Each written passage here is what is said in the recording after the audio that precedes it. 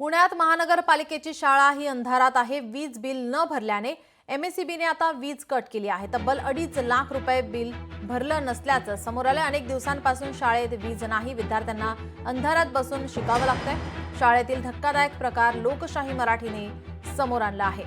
याच शाळेतून आढावा घेतला आहे आमचे प्रतिनिधी अमोल धर्माधिकारी यांनी।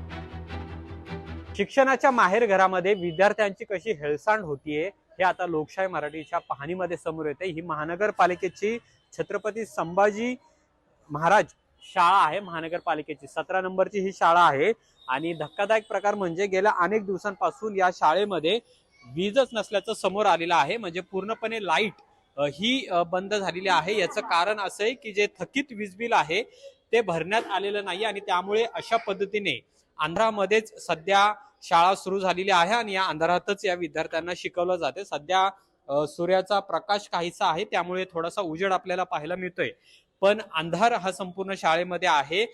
लाईट नाहीये, पंखा सुद्धा बंद आहे, अशी परिस्थिती आहे आणि अशा परिस्थितीमध्ये या विद्यार्थ्यांना सुद्धा शिकावं लागतंय।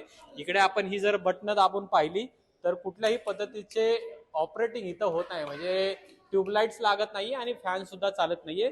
मुळात कारण याचं आहे की वीज पुरवठाच खंडित करण्यात आलेला आहे। त्यामुळे इथले जे शिक्षिका आहेत यांना अंधारामध्ये सध्या विद्यार्थ्यांना शिकावं लागतंय। आपण हे सगळे विद्यार्थी पाहतोय, बालवाडी पासून ते 7वी पर्यंतची ही शाळा आहे।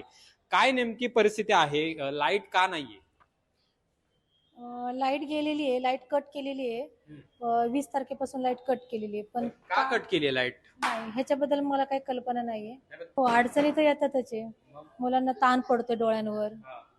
तसं नाहीये, वीज बिल भरलं नाही।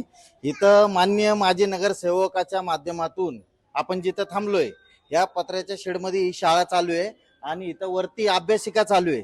अनधिकृत अभ्यासिका आणि अनधिकृत व्यायामशाळा पुणे महानगरपालिकेच्या प्रॉपर्टीमध्ये चालू आहे गेले 8 वर्ष आणि त्या प्रॉपर्टीला वीज चोरून वापरत होते गेले 8 वर्ष। आम्ही जसा हा विषय बाहेर काढला, आमच्या प्रभागामध्ये 3 जागी या भाजपच्या नगरसेवकांनी 3 व्यायामशाळा आणि 2 अभ्यासिका चालवल्यात अनधिकृतपणे।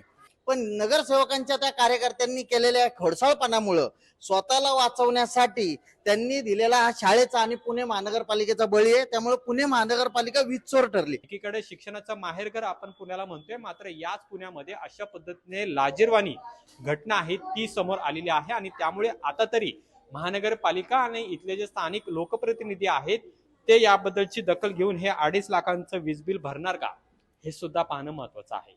कॅमेरामन तुषार ननावरेसह अमोल धर्माधिकारी, लोकशाही मराठी, पुणे। लोकशाही मराठी, ऐका, पहा, जागरूक रहा।